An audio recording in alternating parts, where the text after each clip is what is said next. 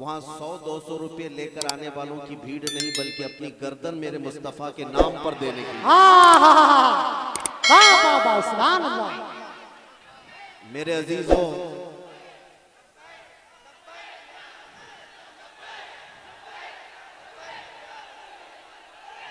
आला हजरत का ये फैजान है, सुभान अल्लाह। आला हजरत का ये फैजान है कि जब जब इस्लाम और मेरे मुस्तफ़ा करीम के खिलाफ उंगलियां उठाने की कोशिश की जाती रही, और उतना ही जोश और उतना ही वलवला ईमान का मुसलमानों में बढ़ता गया है। बेशक साल भर पहले मैं भी बहुत जलसे किया और देखा भी, लेकिन आज का हाल ये है कि उड़ीसा से लेकर कश्मीर तक और बंगाल से लेकर के आंध्रा तक, गुजरात से लेकर उत्तर प्रदेश तक, किसी भी इलाके से मैं गुजरूं तो आपका हाल तो जलसों का ये है कि बच्चा हो कि 80 साल का बूढ़ा हो, देखते ही वो फौरन जो नारा पुकारता है लब्बैक या रसूल, लब्बैक लब्बैक लब्बैक या रसूल अल्लाह, लब्बैक लब्बैक लब्बैक या रसूल अल्लाह। तवज्जो, ये नारा आया है। और फिर मैं ये बात भी कह करके जाता हूँ इस मिंबर पर, अल्लाह ने अगर किसी को 100 साल की जिंदगी दी तो 100 साल तक जिंदा रहने के बाद भी देख लेना, इस नारे में कोई कमजोरी नहीं आएगी, इसी तरह जिंदा रहेगा। बेशक इंशाअल्लाह। इसलिए कि उन जालिमों को मैं कहता हूँ, तुमने वो चिंगारी को भड़काया जो हमारी जान से ज्यादा अजीज है। बेशक हाँ, हमारे हर चीज को छीना तो जा सकता है, इश्क़ मुस्तफा पर कोई हमला बर्दाश्त नहीं। हमारे साथ आपको मैं तारीख बताऊं, बगदाद को 5 मरतबा उजाड़ा गया है, 5 मरतबा ऐसा तबाह किया गया कि मुसलमानों के खून से दरियाए दजला लाल हो गया था। अल्लाह अकबर, अल्लाह। ट्यूनिस को, मिस्र को, लीबिया को, मराकश को इतनी मरतबा उजाड़ा गया, पूरा कत्ल गारत फिलिस्तीन में खून बहाया गया है। जी। इराक का हाल आज भी यही है, शाम, यमन सब तोड़ करके तबाह कर दिए गए। हर सदी में, हर जमाने में मुसलमानों के जनाजों से जमीन गवाह है। लेकिन मैं आपको एक बात बता देता हूँ, तारीख के बाब में लाखों कत्ल तो लिखे होंगे। बगदाद में हलाकू के जमाने में मुसलमानों की खोपड़ियों से एक मीनार बना दिया गया था, मीनार तामीर किया था। जुल्म इतना कर लिया इन लोगों ने दुनिया ने। और ये जो मॉब लिंचिंग कहते हो, ये आज की नहीं, मक्का वाले भी यही करते थे जी। बिलाल हबशी को पकड़कर मॉब लिंचिंग ही तो होती थी। बेशक कूफा वाले भी मॉब लिंचिंग करते थे जी। हर जमाने में होता रहा, लेकिन कान खोल करके सुन ले दूसरे लोग भी, और आंख खोल कर देख भी ले, हर जमाने में इस दरख्त को हिलाने की कोशिश की गई, कोशिश तो की गई जी। हो सकता है पत्ते झड़ गए हों, लेकिन इसकी जड़ तहतुस सरा में है। इस्लाम उस दरख्त का नाम है जिसकी जड़ें तहतुस सरा में और उसकी शाखें औजे सुरैया पर। सुभान। इस्लाम तेरी नब्ज न डूबेगी हश्र तक, तेरी रगों में रवा खून है 4 यार का। वाह वाह वाह, क्या बात है मुफ्ती साहब। मेरे अजीजों, अब थोड़ी देर तवज्जो के साथ आप समाअत करें जी। करम, थोड़ी देर जी। करम। नबी करम सल्लल्लाहु तआला अलैहि वसल्लम की उम्मत में अल्लाह ने आपको पैदा किया, और कुरान में कहा कुंतुम खैरा उम्मतिन, बेशक तुम सबसे बेहतरीन उम्मत, बेशक सबसे बेहतरीन उम्मत हो जो लोगों के दरमियान निकाले गए। किस लिए? भाई तकरीर सुनना है तो ठीक है, नहीं तो मैं खुद हाफिज कहता हूँ। अब नारे भी सब आखिर में लगा लेंगे आप, सब पूरा खत्म होने। मैं मैसेज देने के लिए आया हूँ, मैसेज अगर लेना है तो ठीक है। तवज्जो, अल्लाह ने आपको फरमाया खैर उम्मत हो तुम, सबसे बेहतरीन उम्मत। किस लिए? तामुरून बिल मारूफ, तुम अच्छाइयों का हुक्म देते हो, तन्हौना अनिल मुनकर, तुम बुराइयों से रोकते हो, व तुमिनून बिल्लाह, और गैब से ना देखे हुए अल्लाह पर ईमान लाते हो। ये तुम्हारी सिफात अल्लाह ने कुरान में बयान किया। तुम सबसे बेहतरीन उम्मत हो। लेकिन क्या आज के हालात में बेहतरीन उम्मत का खिताब तुम्हारे साथ है या नहीं है?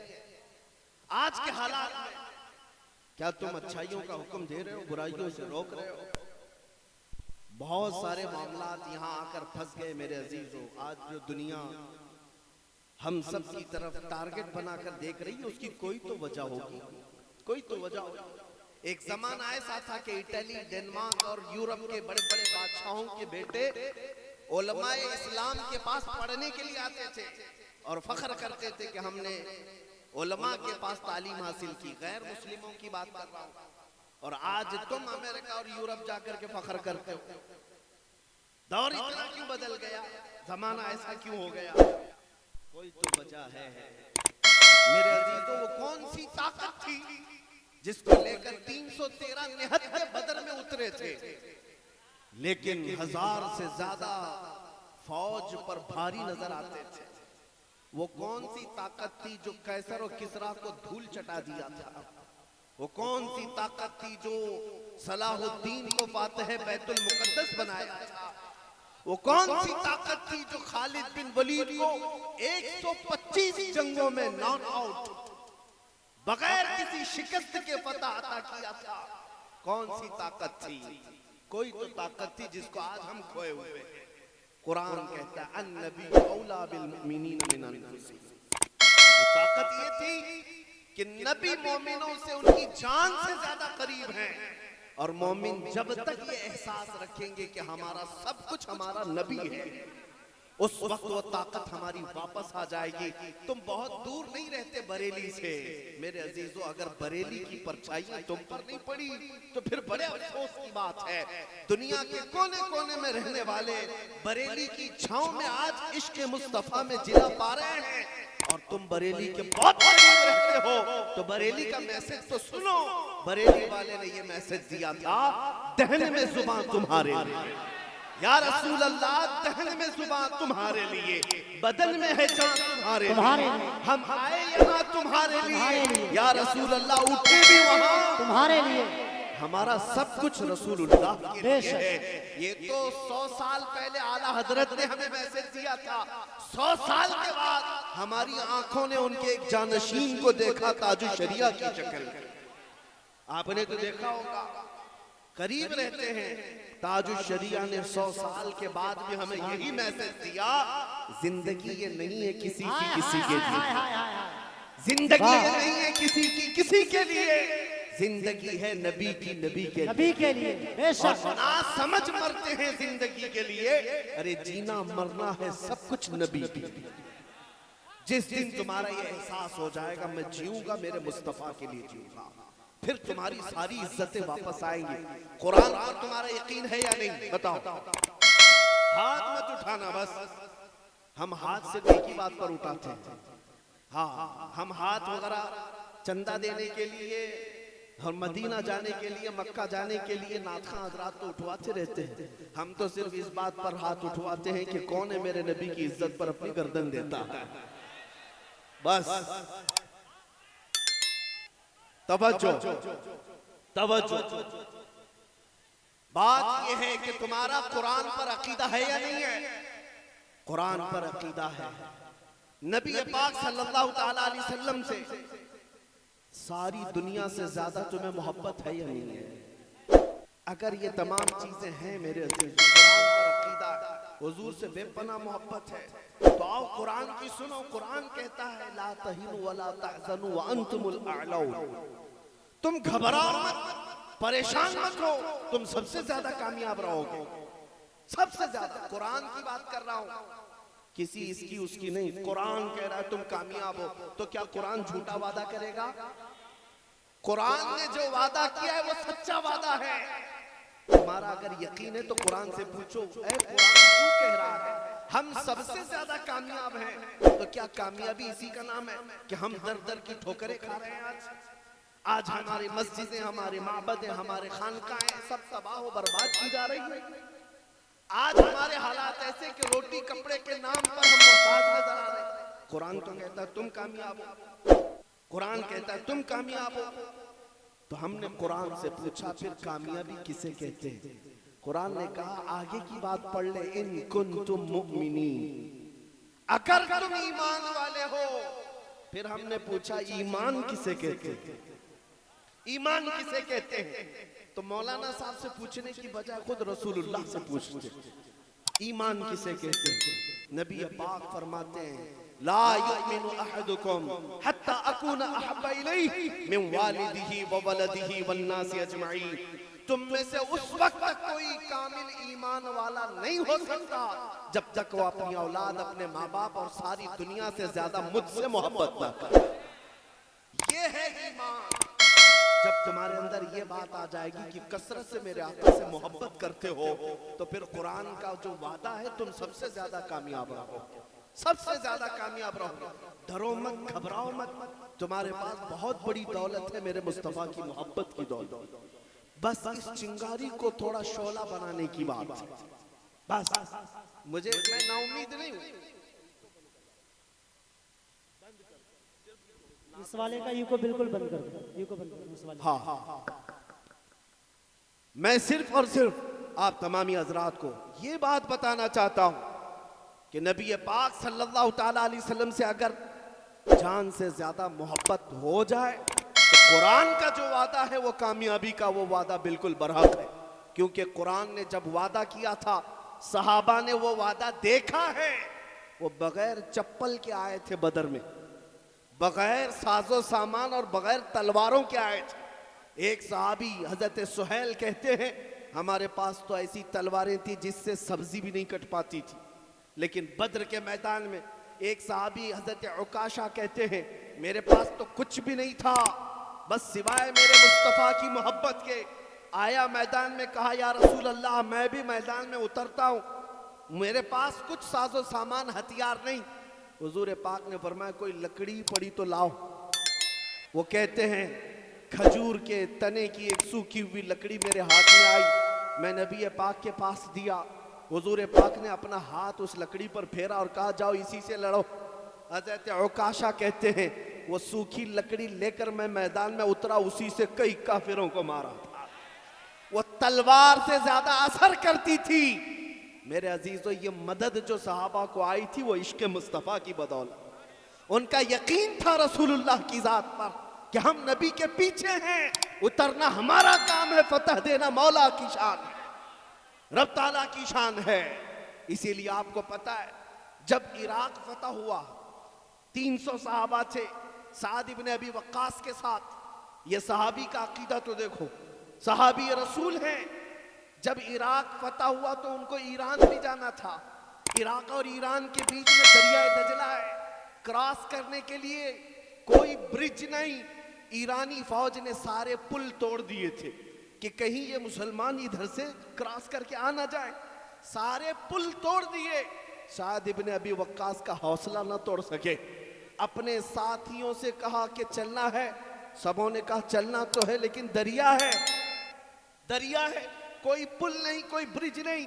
दरिया दजला कोई तालाब का नाम नहीं है, दुनिया की एक बहुत बड़ी नदी का नाम है। गहराई भी ज्यादा है, चौड़ाई भी ज्यादा है। साद इब्न अबी वक्कास का हौसला फिर भी पस्त नहीं।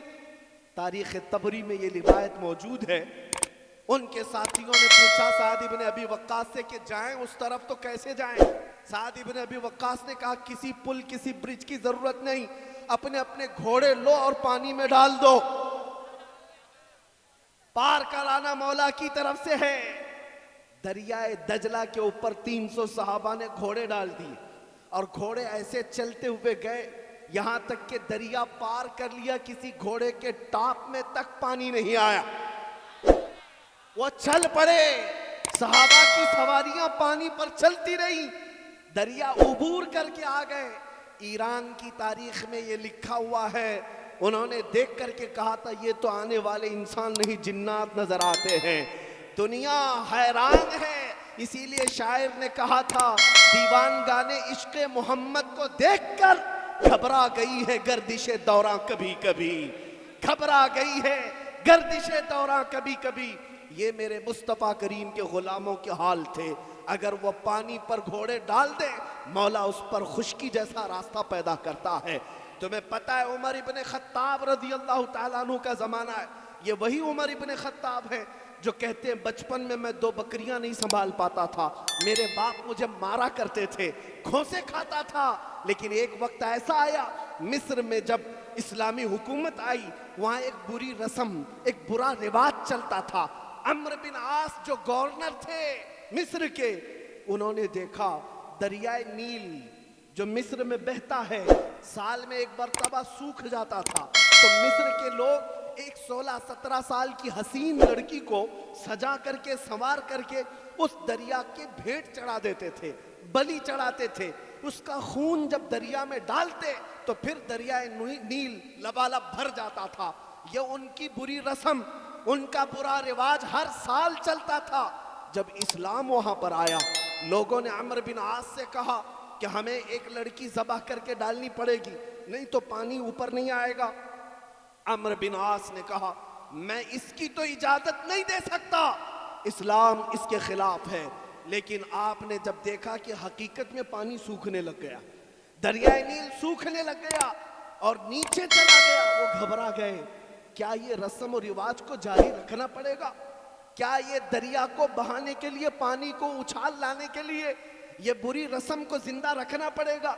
इसी कश्मकश में अम्र बिन आस ने खत लिखा मदीने में उमर इब्न खत्ताब को रदी अल्लाह ताला अन्हु। अमीरुल मोमिनीन उमर इब्न खत्ताब के पास जब खत आया, सुनो ऐ मुसलमानों, जो ये कहता है मेरे मुस्तफ़ा की गुलामी में नफा क्या है, हुजूर की वफादारी में फायदा क्या है, कान खोलकर सुन ले, फायदा मैं बताता हूँ। उमर इब्न खत्ताब उसके बाद जवाब में एक खत अम्र बिन आस को लिखते हैं जो मिस्र के गवर्नर थे, और दूसरा खत दरियाए नील के नाम पे लिखते।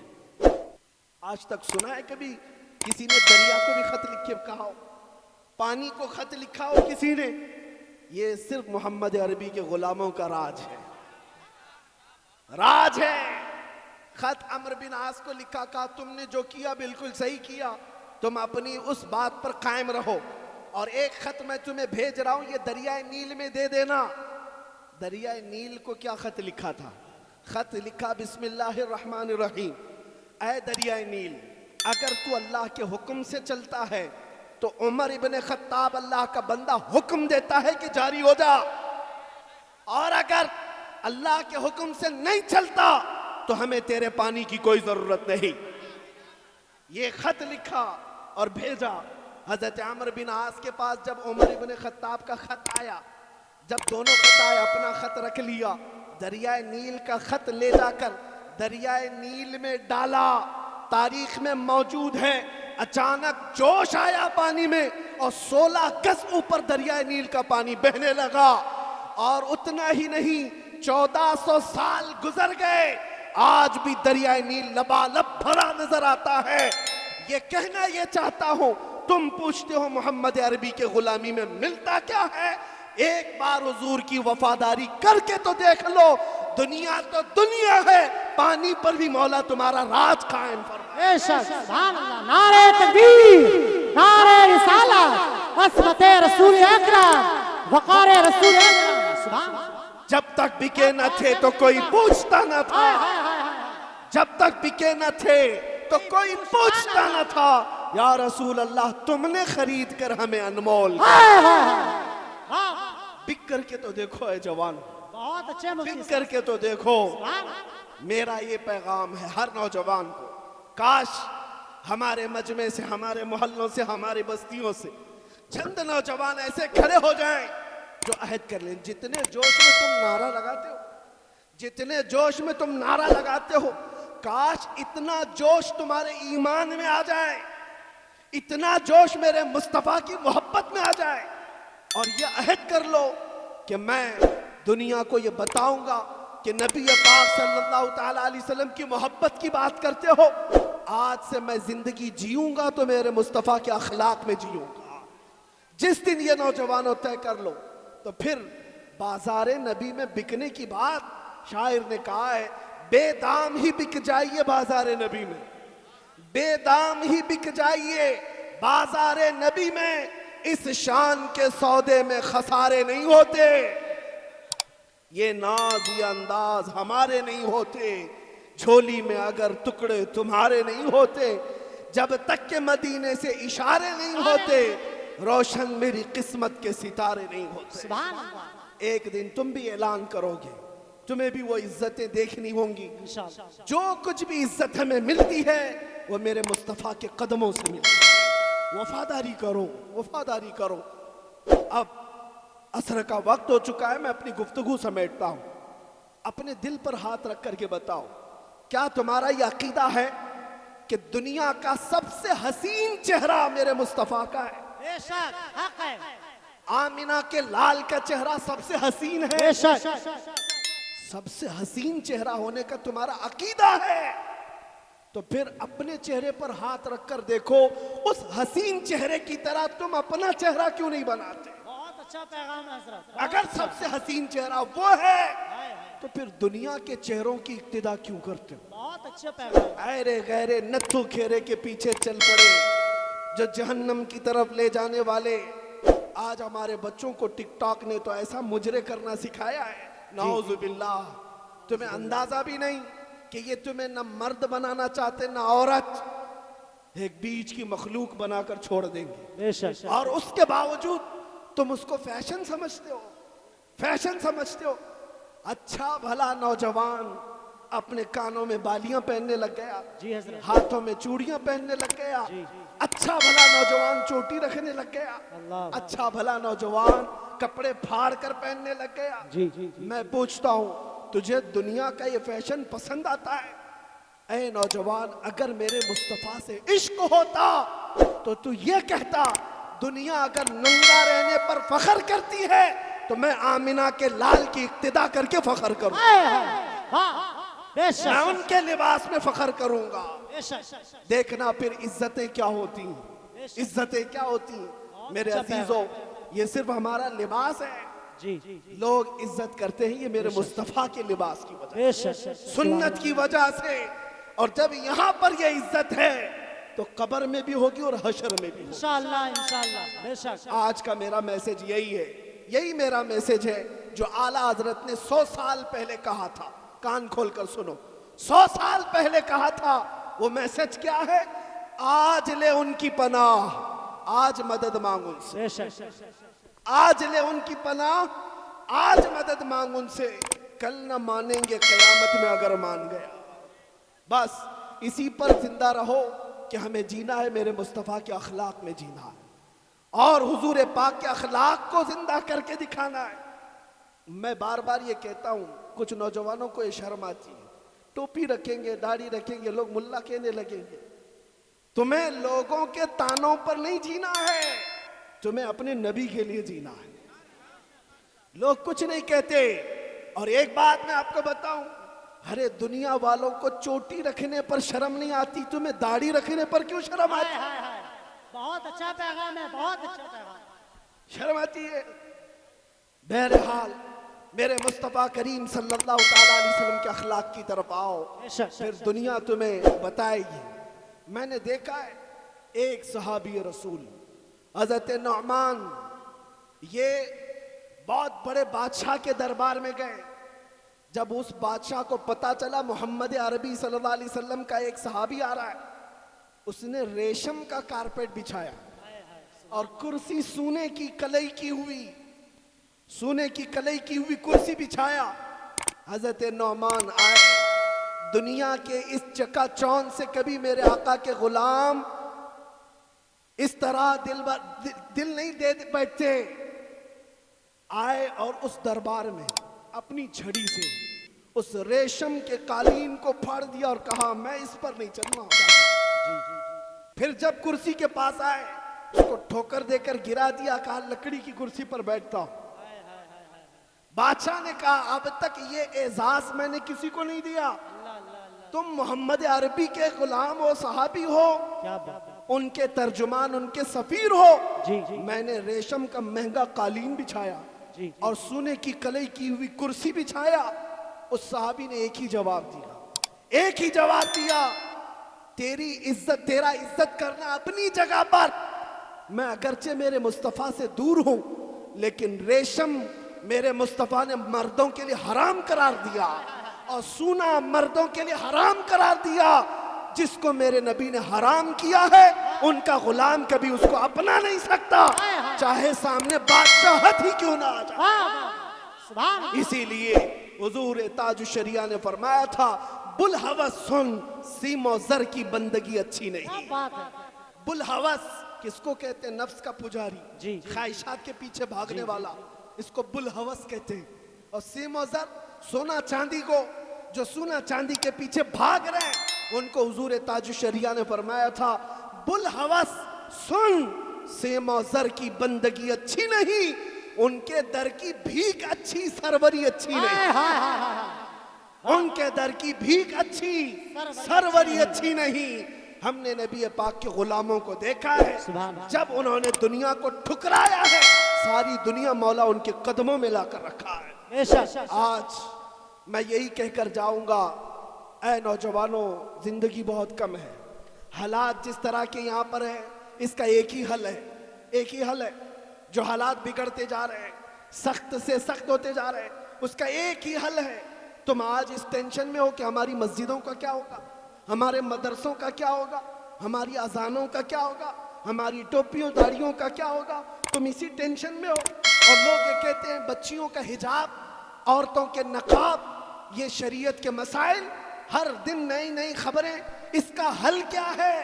इन सब मसाइल का हल मैं एक ही बात में बताता हूं, एक ही बात, कि मोहम्मद से वफा तूने, कि मोहम्मद से वफा तूने, तो हम तेरे हैं। ये जहां चीज है क्या, लौहो कलम तेरे। सुभान अल्लाह, बेशक सारे मसाइल का हल एक है, सारे मसाइल का हल एक है।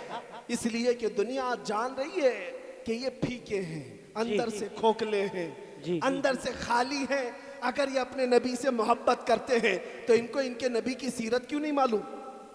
एक पंडित ने, और वो प्रोफेसर भी है, उन्होंने मेरे सामने बैठ कर के कहा, मौलाना आपकी बातें बड़ी बड़ी ठीक है, इश्क और मोहब्बत की आप जो बात कर रहे हैं, आपकी कौम से पूछें कितने लोग हैं जो आपके नबी की सीरत पढ़े हुए हैं, कौन कौन है जो उनके औलाद, उनके खानदान और उनकी जिंदगी को जानता है, कितने हैं जो उनकी मक्का की जिंदगी, मदीने की जिंदगी को जानते हैं।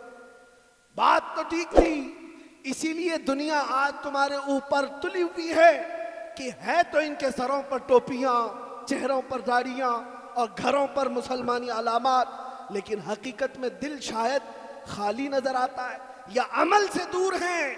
इसलिए दुनिया को जवाब देने के लिए सड़क पर उतरकर एहतजाज नहीं, दुनिया को जवाब देने के लिए सिर्फ प्रोटेस्ट और धरना नहीं, बल्कि ये अहद करना है कि मैं मेरे मुस्तफा का दीवाना सिर्फ बाहर से नहीं, दिल से भी नजर आऊंगा।